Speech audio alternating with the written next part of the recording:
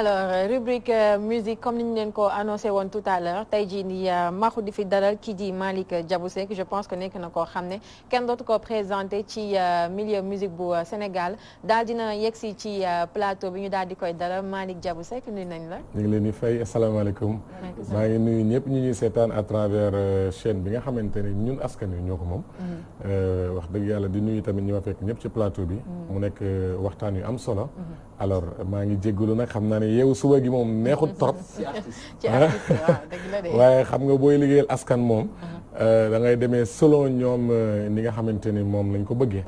kon nag ñi ngi fi taxaw di leen jox li nga xam ne yéen a ko moom. di leen à travers seen émission bu yaaññi bi nga xamante ni honneur la ci man nag ma participer ci aussi. d'accord ñun aussi ñu ngi am mbégte di la dalal ci plateau bi bu baax a baax Maxu man bi ma ko gisee dama tiit parce que dañ ne woon daa gaañ.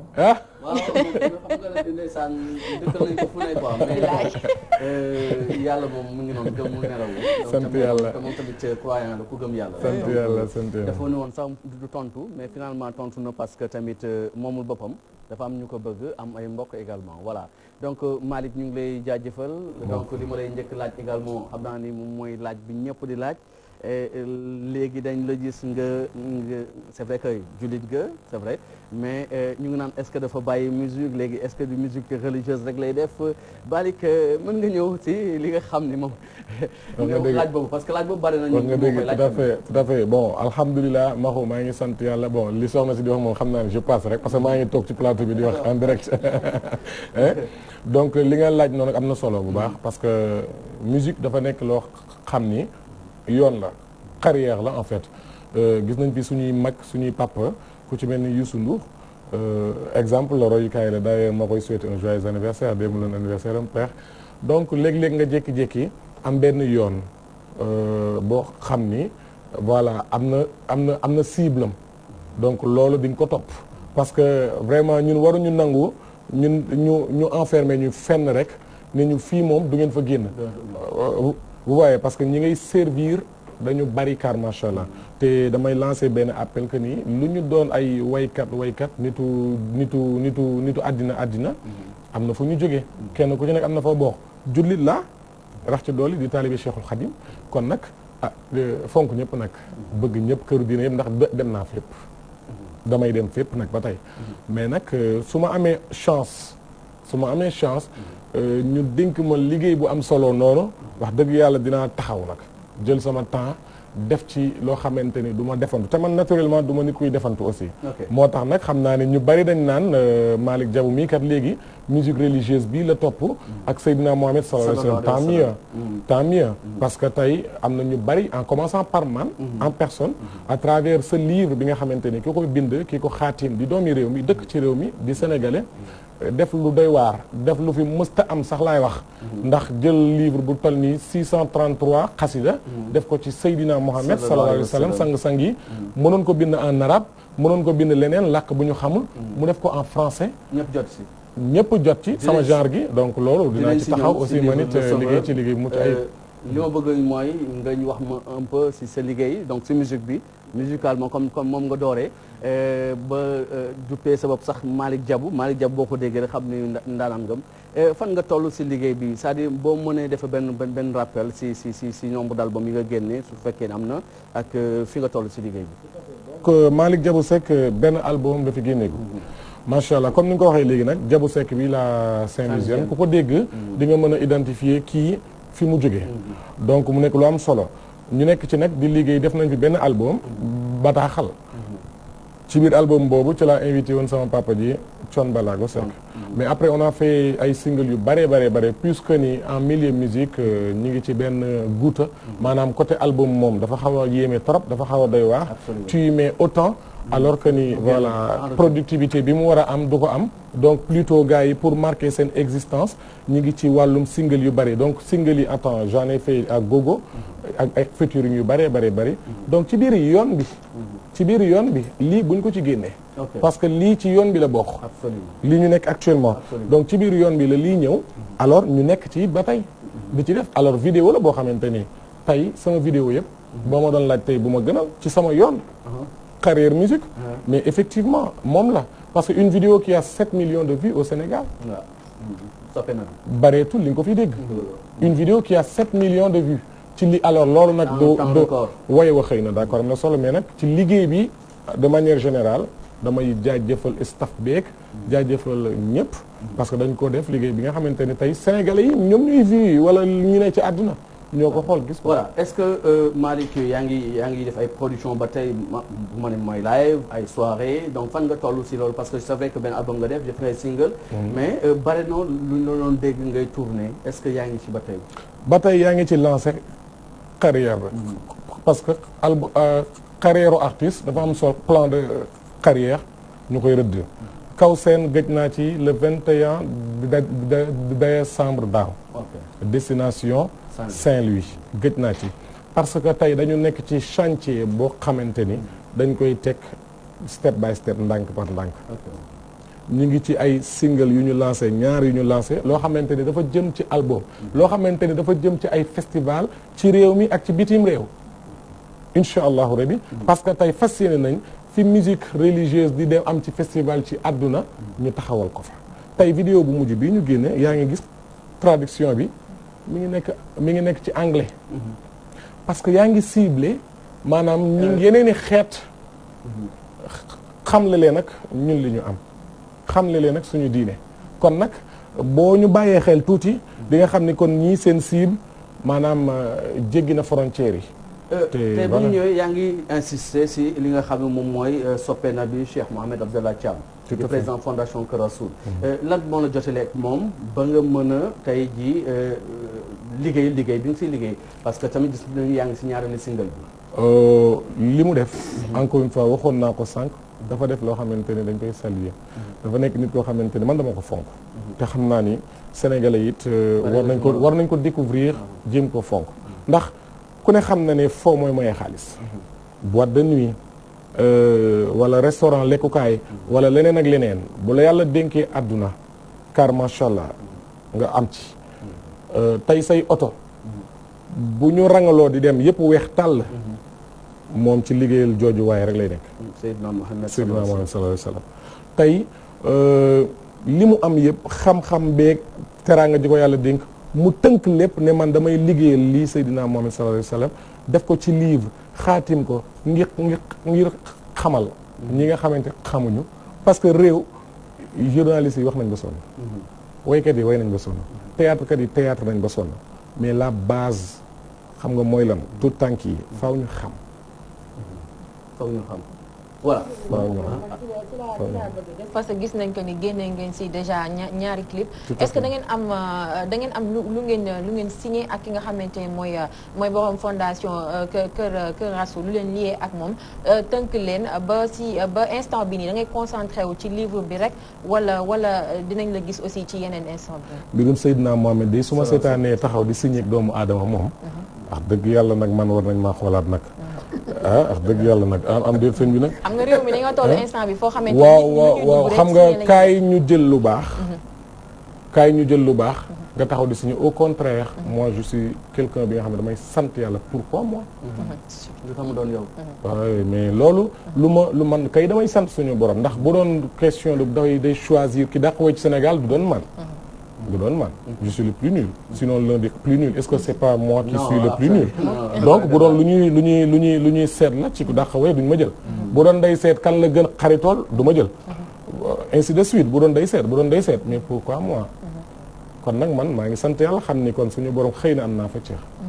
tu vois ceeb bi ñu fa am tey bi ngay njëkk a génne mooy soppe na bi donc parce que xale yi sax dañuy fowee refrain bi Mamadou Abdoulaye Thiam sama waa ji mooy soppe yeneen type gari bi te bëgg naa sax nga yëkkati ko tuuti donc lan nga ko wax foofu mais li ci gën a garaaw mooy les enfants de 2 ans dañ koy woy les enfants de 2 ans ñooy woy yonent bi sallallahu alayhi wa sallam di ci def ñu leen di photo di leen vidéo ñu leen di dugal ci YouTube tey boo demee ba am 50 ans 70 ans naan man kat bi ma amee 2 ans laa tàmbalee way Seydina Mohamed maanaam yow tey xale yu jigéen ñi surtout yéen xam nga lu ñu manqué repère ak loolu jom sëñ bi dama koy dégg à chaque fois da wax na ba mar joxe na conseil ba sonn mais c'est-à-dire affaire bi yomb na te ba ñuy tout tànk rek suuxat leen mbir mi ñu xam ko am lu ñu jomb xam nga tey ñun yow man sëñ Gomis am na loo xam jomb nañ koo def parce que ñun démb on avait du temps à éduquer on avait du temps à inculquer des valeurs mais tey jamono rythme day daw ba nga xamante ne ñun waajur yi amatuñu temps au toog di inculquer valeurs yi moo tax affaire bi dëpp. Mamadou Abdoulaye Thiam sama waa ji mooy waayu yónneen bey way na 570 poème dippee ko yónneen bey Mamadou Abdoulaye Thiam loo am dippee nga ko Seydina Mohamed borom 570 poèmes yi kookoy le président de la fondation Kër Rasoul sama waa ji mooy soppey nabi ay soo ma dégloo ma way laa ci yónneen be Mamadou Abdoulaye Thiam jël na dundam def ko ci yónneen be taalibe Sëriñ Bamba yaay soppey ma Maodo Malick ak bëgg Seydi Barhama Cheikh Saad bu ca Ganna soppey Maam Limaamu Laay ca Yoff bu Kunta ca Njaasaan Mamadou Abdoulaye moo ngi berndel gaañi jëmale ci yónneen be gàmmu gi équipe bu Walf yëpp gàmmu gi invité nañ leen fii ci Almadies inchallah soppey nabi moom Almadies moom bâche bi fa teg rek ñuy wax Seydina Mohamed la plupart c'est lui nuyu nag samay doom bébé maman Soso maa ngi koy nuyu parce que fa bëgg mais ay doomu maxu bu ñu ko wayelee nga ni déedéet donc maam Yaram Adja Rama ak ki nga xam mooy Khadija donc ñoom dañ koy way dañ ko bëgg donc su may zappé si sama chaîne en musique di déglu ay morceaux su ma yemee foofu léeg-léeg boo yemee si benn morceau mën nañ la wax demal zappel mais boo yemee foofu danga noonu taxaw bàyyil donc fu wane ni xale yi bëgg nañ ko bu ñu ñëwee si le serviteur du prophète des temps modernes xam yaa ngi wax sànq ni dafa bind si en français loolu tax na si seen liggéey yéen gën a yomb parce que tey jii ku mel na Cheikh Ahmadou Bamba ku mel na tey Maam Alaaji Maalik ñeneen ak ñeneen bind nañu mais en arabe la ñu bind lañ tagg yonent bi sallallahu alayhi wa sallam tey mu def ko en français est-ce que loolu tamit gënul yombal seen liggéey yéen may wax na rek nii ce livre aussi n'est pas commercial du lu ñuy jaay tey ñu ngi prévoir def 6000 exemplaires au niveau de Walfadjri par exemple ñu indi daal di fiy teg dem bibliothèque gu Touba teg dem bibliothèque gu Tivaouane teg dem bibliothèque gu Ndiassane teg kenn ku ci nekk war nga ci mën a jël di ci tëstu tu vois donc pour li nga wax pour dellu si ci maxtaax ba tey ñu ngi ci sillage yu musique parce que loolu dañ ko jël adapté ko ci musique parce que ay singe non sa njaboot ay singe seeni ay mbir boo ko bëggee lijjanti faaw nga mën a yéeg ak cëppeelu di mën a langaam golo ay mbiram boo koy lijjanti boo mënta langaamoo yéeg te bëgg a wàcc comme moom du sotti moo tax ñu resté fi ñu nekk la musique jël loolu di ko adapté ci musique moo tax wuy na tur boobu le serviteur du prophète des temps modernes beneen bi mooy moom anam bi muy màggalee guddi Seydina Mohamed sallallahu alayhi wa sallam Almadies fii maanaam affaire VIP la table yi lay toog ñëpp nag maanaam ku fa ñëw VIP nga. amul fii. non amul ay di gomis mii dañ koy day feeñ télé moom bu ñëwee fee lañ koy teg déedéet. jullitu yàlla yi banni aadama yi daaw am naa sama benn wëllëre boo xamante ne bokkuñu diine ca bâche ba la fana mais ku fa ñëw VIP nga banni aadama yi mais nag boo ñëwee table yi daañu la defal nga toog comme ni nga amee habitude di toog nii convenablement ñu tegal la table tegal la miche bu baax xeetu naan yu neex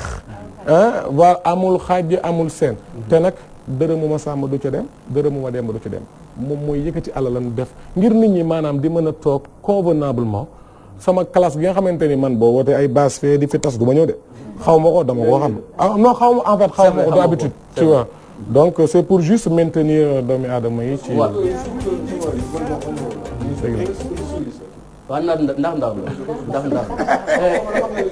ndax la Malick projet yi lan la c'est vrai yaa ngi si loolu yaa ngi toujours si voilà yaa ngi si ay xeer la ñu yemoo ko waxal gaa ñu yemoo ci continuité c'est vrai livre bi Le Sauveur mais musicalement donc ah oui bien sûr mais déjà musique bi mosuñu ci génn mosuñu ci génn li ñuy tëgg di clip yi ngeen di seetaan Adam Sène mii ngeen di gis mais waykat la ah Moustapha Rassoul moo ci waykatu diine El Hadj mais man ku ne xam na ma ci leneen li Adam Sène ku ne xam na ko ci leneen li te formation yooyu bay ni mi ngi waajaaral leneen am na ñeneen ak ñeneen ak ñeneen waykat yi gars yi ñoom ñëpp a ngi ciy waajal. man remarque bi ma def mooy que ni ay thème rek la siy développé parce que man li gën a yokk tax ma bëgg ko mooy benn clip bu mu génnewoon muy inceste mu wax fa ay wax yoo xamante ne man loolu ëpp moo koy seetaan daf may touché mu nekk artiste boo xamante ne dafay way ci thème xam nga ku ne mbalax des fois dañuy wax que caaxaan la yooyu noonu waaw xumbaay bi mumbaay bi mais moom ci xumbaay bi mumbaay bi mu ngi ciy indi ay thèmes yu am solo est-ce que tamit loolu di ngi ci loolu damay fàttali benn waxtaan bu may wax ak gars yi ne man su ma wayee ci Seydina Mohamed sallallahu alayhi wa sallam dinaa ci nekk à l'aise parce que je n'ai jamais été sexy man Malick Diabou Seck parce que ñemewuma ko sama éducation mayuma ma taxaw di def yenn parce que musique bu dara desul woon lu dul man ma taxaw di am yenn comportement yi man je préfère laisser amul problème am nañ yeneen xëy na solution bay ceeb lay def wala dugub moo ma gënal ma am beneen comportement ci kanamu askan wi war a leen servir de référence di leen divertir waaye moo tax nag tey xëy na su ma woyee ci lii dinaa ci nekk à l'aise parce que man mën naa waat ni sama wax musta ñaaw yàlla ma ci yàlla yàgg di suturaal nag ndax loolu du jàmbaaru kenn te suñu borom rek mooy dimbali doomu aadama mais comportement bi maa ngi koy bëgg a bàyyi xel pour revenir ci Makhtar projet yi ñu ngi fi la musique mooy suñu bëgg-bëgg musique moo nekk suñu deret li soxna sa di wax léegi dañ ci jug dugg ci ngir gindi dañ ci jug dugg ci ngir jubbanti dañ ci jug dugg ci ngir encourager kon nag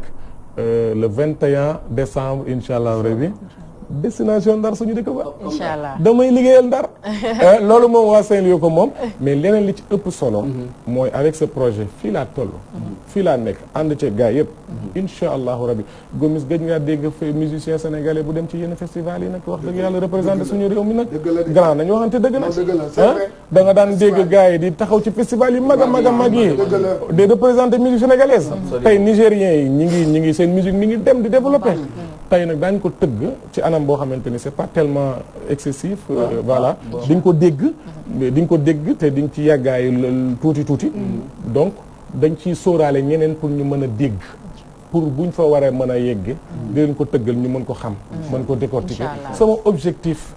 tey booy xool même au niveau du staff maa ngi koy ñogalaat ba nga xamante ni ñoom daañu am matière bi ñu soxla yëpp ngir mën a yëkkati yëf yi yóbbu ko donc objectif yi bari na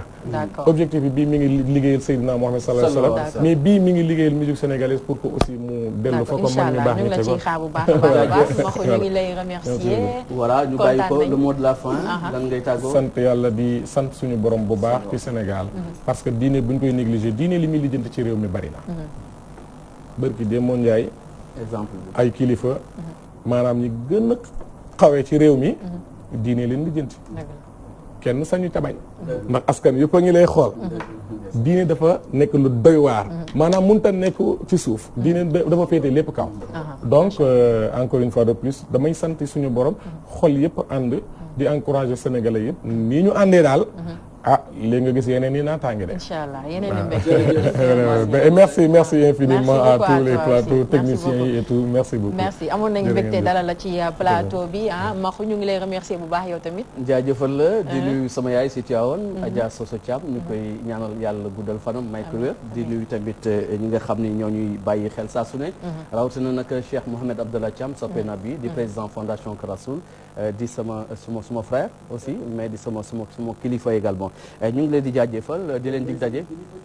voilà si fondation Maxu ñëpp si fondation bi ku lim da ngay desal donc comme ni ñu ko waxee defee rek comme d'habitude beneen mercredi beneen daanaan incha allah si plateau bi mais tout à l'heure incha allah rendez-vous si fréquence 93.6 par FM Dakar 10h ba 13h voire 14h en tout cas ñu ngi leen fay xaar à tout à l'heure. d'accord ñu ngi lay remercier bu baax Maxu ñi doyalul ci Maxu kos lañ ko léegi nii ci 93.6 Far FM di remercier bu baax ñi nga xamante ni depuis ce matin ñoo toogoon di ñu seetaan ci biir émission Petit Déj waaw Maxu. may souhaiter joyeux anniversaire aussi par prolongation def naa ko démb si rajo bi Mbaye Dieye Faye woo na ma démb aussi tamit déggante nañu lu bari ak ki nga xam mooy Youssou Ndour également. d'accord ñu ngi leen di bàyyi xel bu baax yàlla bàyyi leen ci suñu kanam alors ñuy remercier bu baax aussi Diatou Diop Soft